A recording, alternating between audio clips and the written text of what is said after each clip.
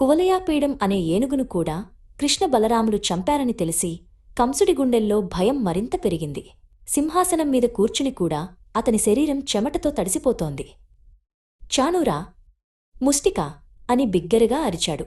ఆ పిలుపుకు పర్వతాల వంటి శరీరాలతో ఉన్న ఇద్దరు మహామల్లయోధులు అతని ముందు మోకరిల్లారు. మీరు నా ఆస్థానంలో అత్యంత బలవంతులు.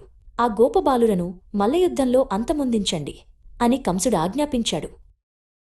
మరోవైపు కృష్ణ బలరాములు చంపిన ఏనుగు దంతాలను తమ భుజాలపై వేసుకుని సింహాల్లా గర్వంగా యాగశాలలోనికి ప్రవేశించారు.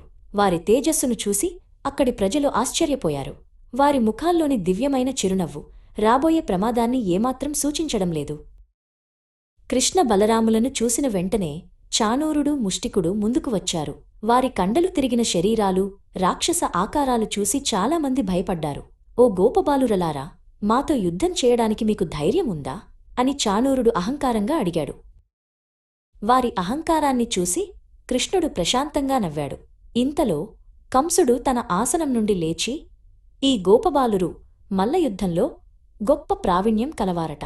వారితో మన వీరులు తలపడతారు. ఈ అద్భుతమైన పోరాటాన్ని మీరందరూ తిలకించండి అని గట్టిగా ప్రకటించాడు. ప్రకటన వెలువడిన వెంటనే కృష్ణుడు చాణూరుడితో, బలరాముడు ముష్టికుడితో తలపడ్డారు. చాణూరుడు తన సర్వశక్తితో కృష్ణుడిని పట్టుకోవడానికి ప్రయత్నించాడు. కాని కృష్ణుడు చేపపిల్లలా జారిపోతూ అతనితో ఆడుకోవడం మొదలుపెట్టాడు. చాణూరుడికి కోపం నషాళానికి అంటింది. అదే సమయంలో బలరాముడు, ముష్టికుడి మధ్య పోరాటం తీవ్రంగా సాగుతోంది. ముష్టికుడు తన పిడికిలితో బలరాముడిపై దాడి చేయబోయాడు. కాని బలరాముడు అతని పిడికిలిని గాలిలోనే పట్టుకుని ఇనుప పట్టుతో నలిపివేశాడు. ముష్టికుడు నొప్పితో విలవిలలాడాడు.